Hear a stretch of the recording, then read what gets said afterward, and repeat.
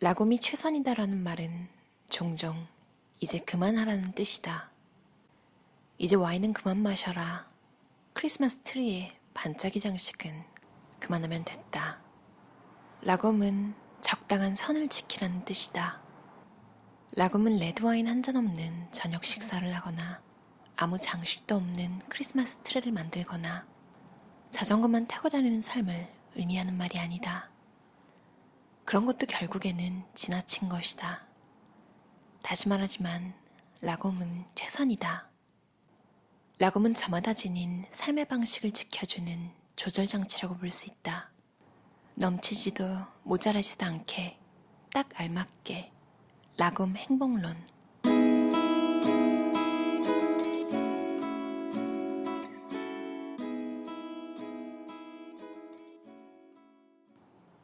앞에서 먼저 말했듯이 라곰은 적당한 것, 적당한 정도를 나타내는 말이래요.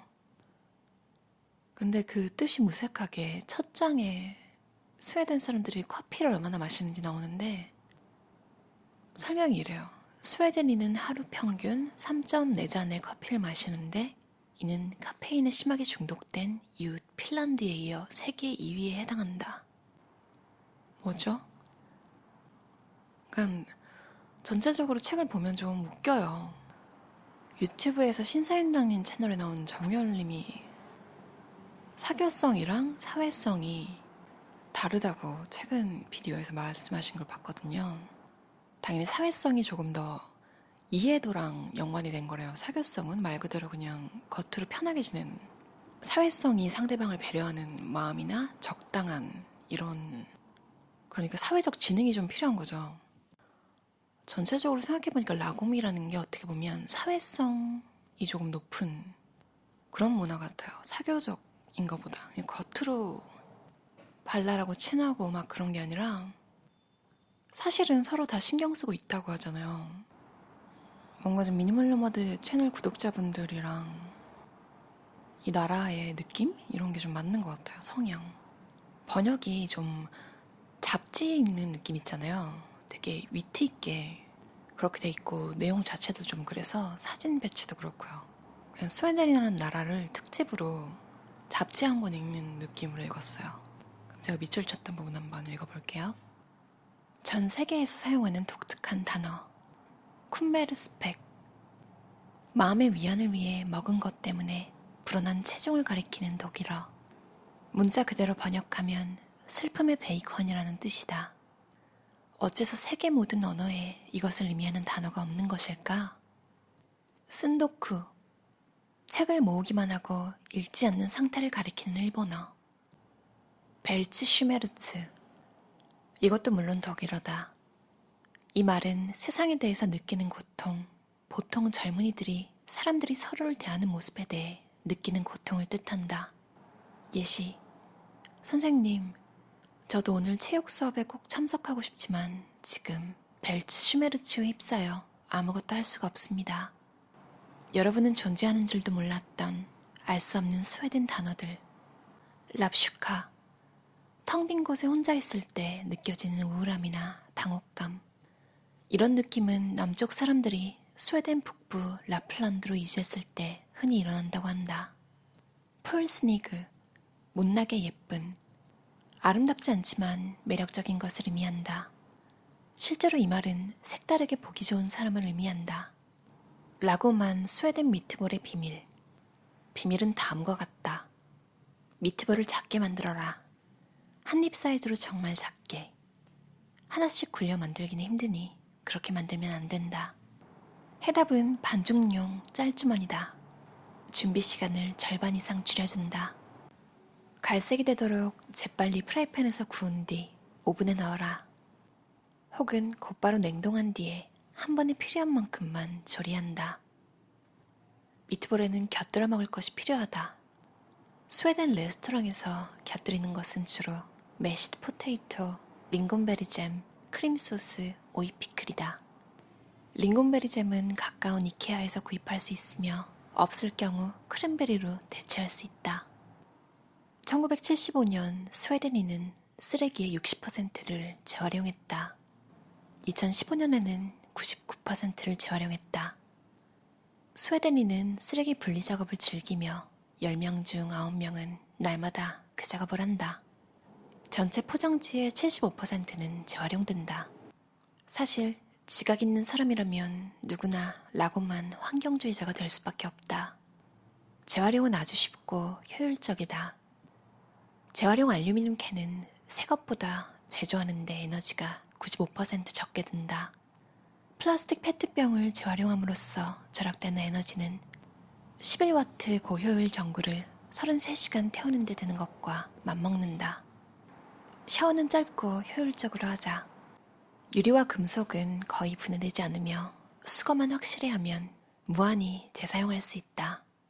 스웨덴인은 고루하고 수줍음이 많다고 알려져 있지만 남의 눈에 띄고 싶어 한다.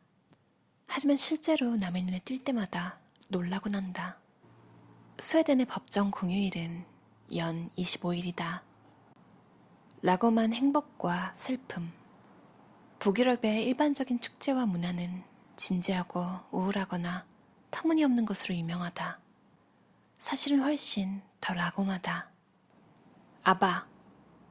1970년대 반짝이와 플랫폼 슈즈에 대한 그 시절의 기묘한 사랑 덕분에 인기를 얻었던 아바처럼 순수한 즐거움을 보여준 팝그룹은 없었다. 뮤지컬 맘마미아는 여기에 지중해의 태양과 바다, 모래를 더해 이 효과를 극대화한다.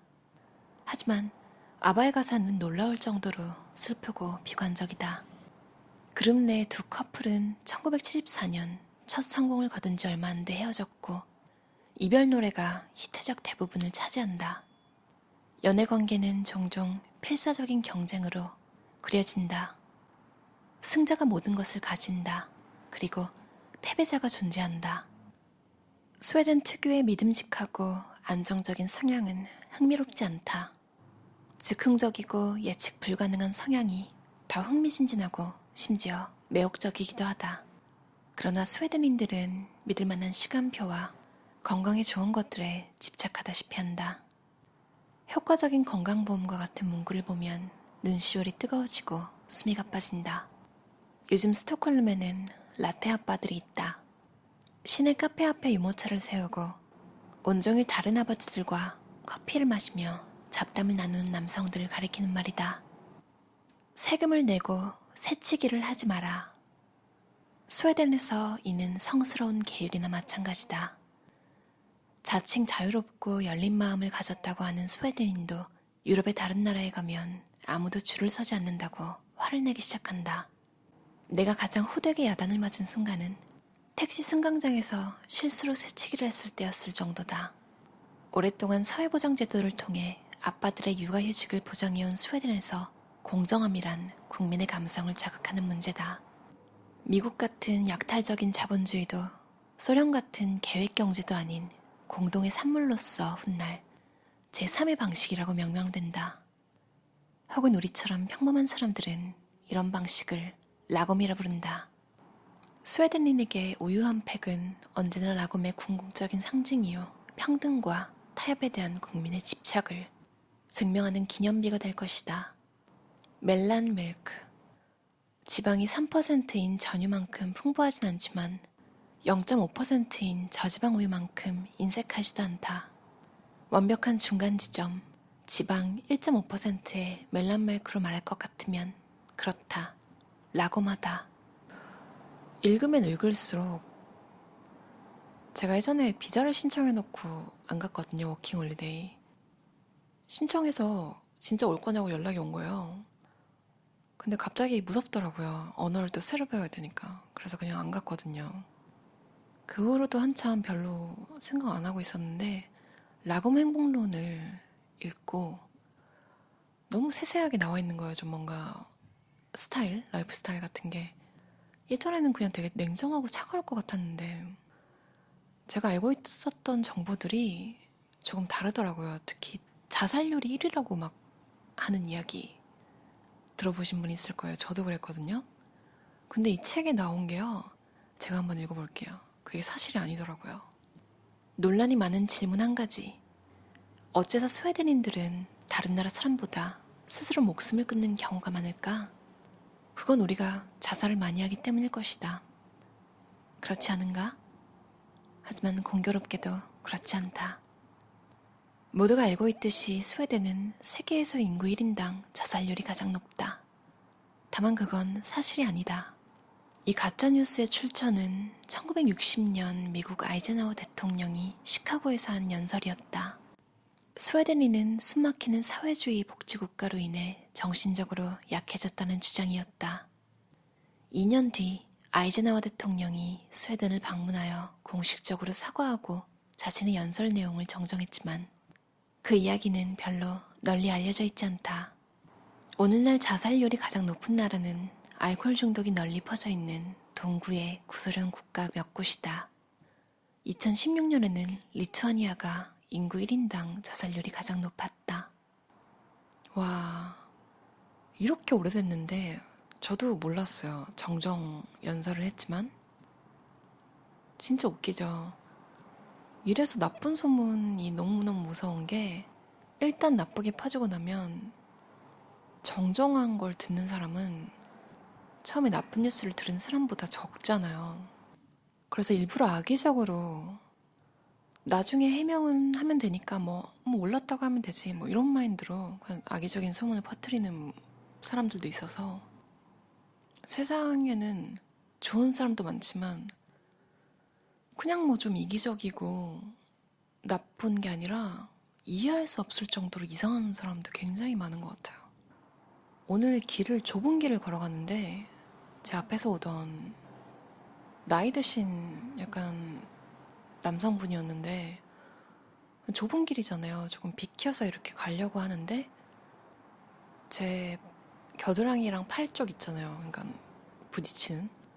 사실 부딪힐 일이 없는데 그분이 일부러 제 쪽으로 와서 팔꿈치로 저를 때리고 가시더라고요. 진짜로. 그러니까 뭐 스쳐서 조금 세게 스친 것도 아니고 그냥 물리적으로 진짜 일부러 가격한 느낌을 받았는데 너무 황당하더라고요.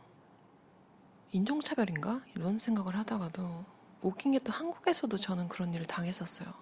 어떤 중년 남성분이 제 다리를 발로 차고 갔어요. 참 특이한 게 오늘 만난 그 이상하신 분도 그렇고 예전에 그 저를 차고 가신 분도 그렇고 진짜 딱 멀리서 봐도요 조금 이상한 느낌이 들어요. 엄청나게 빨리 걷고 그냥 남을 신경을 아예 안 쓰는 것 같고 화가 나 있고 화가 무슨 막 거의 분노 수준. 어떤 느낌이냐면요 특정한 방금 화난 일이 생겨서가 아니라 그냥 인생에 화가 나 있는 느낌 있잖아요. 그런 느낌이 두 명의 공통점이었어요. 오늘 좀 무서웠는데 그냥 별 생각 안 하려고요. 뭐 멍들거나 이런 정도까지는 아니어서 아무튼 이 스웨덴 자살 이야기 되게 신기했어요. 1960년 가짜 뉴스였다니. 특히 아이젠하워 대통령은 우리나라 사람들이라면 이런 얘기보다 사실 아이젠하워 책상 정리법이라고 아시죠? 뭔가 정리할 거 있으면 네 등분으로 나눠가지고 나눠서 분류해서 버리는 뭐 그런 요즘요 그러니까 연예인들도 그렇고요 모든 것에 좀 라곰해진다고 해야 되나요? 이건 좀 나쁜 의미의 라곰인데 예전만큼 뭔가에 대해서 열정적으로 막 맹목적으로 좋다거나 이런 느낌을 좀 일부러라도 지향하게 돼요. 왜냐면 세상만사에 완벽하게 좋은 게 어디 있으며 완벽하게 나쁜 게 어디 있으며 점점 살아갈수록 계속 그런 마음이 들어서 되게 참 사람이 재미없어진다 이런 느낌이 드는 것 같아요. 근데 막 스웨덴 사람들이 재미없다 이렇게 나와 있잖아요. 책에도. 참 라곰한 것, 적당한 것. 참 인생은 정답이 없는 것 같아요. 그래도 한두 가지 정도는 그런 편견 없이 사랑하는 그런 게 있으면 좋긴 한 것 같아요. 저는 좀 음악 들을 때 그런 느낌 받아서 기분 전환은 그렇게 하고 나머지 것들에 대해서는 좀 일부러라도 라고만 마음가짐을 가지려고 노력하는 중이에요. 특히 인간관계가 그런 것 같아요. 여러분도 뭐 맹목적으로 사랑하는 게 있으시거나 아니면 일부러라도 중도를 지키려고 하는 분야가 있나요? 중도를 지키려고 하는데 이 책을 보고 나서 스웨덴이 참 좋아졌어요. 특히 여기 라고만 반려동물도 추천이 되어 있는데요. 예상하셨겠지만 진정 라고만 반려동물은 고양이다. 그리고 뭔가 전체적인 나라 분위기가 샤이한 관종 이런 느낌도 좋아서, 그리고 뭔가 페스티벌 같은 거 좋아하잖아요. 혹시 이케아 가시면은 페스티브 드링크 뭐 이런 거 보셨나요? 뭐 별건 없고 그냥 설탕물 똑같은데 이름은 그렇게 잘 짓는 것 같아요. 뭔가 그런 분위기 되게 좋아하는 것 같아요. 가벼운 하우스 파티나. 웃긴 게 또 라곰에 관한 책이지만 또 라곰하지 않은 게 스웨덴 명절 음식이래요. 우리나라 사람들이 내향인들이 많다고 하잖아요. 근데 아무래도 좀 활발하신 분들이 눈에 많이 띄니까 더 그래 보이나? 전체적으로 보면 우리나라가 조금 더 밝은, 더 눈에 띄는 느낌이 들지만 읽으면 읽을수록 좀 우리나라 사람들이랑 비슷한 것 같아요. 먹는 거에 진심이고 눈치 잘 챙겨야 되고 여행 좋아하고. 근데 좀 한 가지 부러운 건 공정함이라는 영역에 대해서는 법적으로 제재가 있어서 사람들이 누릴 수 있는 게 잘 나눠져 있는 그런 게 좋은 것 같아요. 참 보면 볼수록 비슷하네요. 우리나라 분들도 분리수거의 진심이잖아요. 좋은 것 같아요. 그럼 오늘도 들어주셔서 감사합니다. 라고만 저녁 시간 보내세요.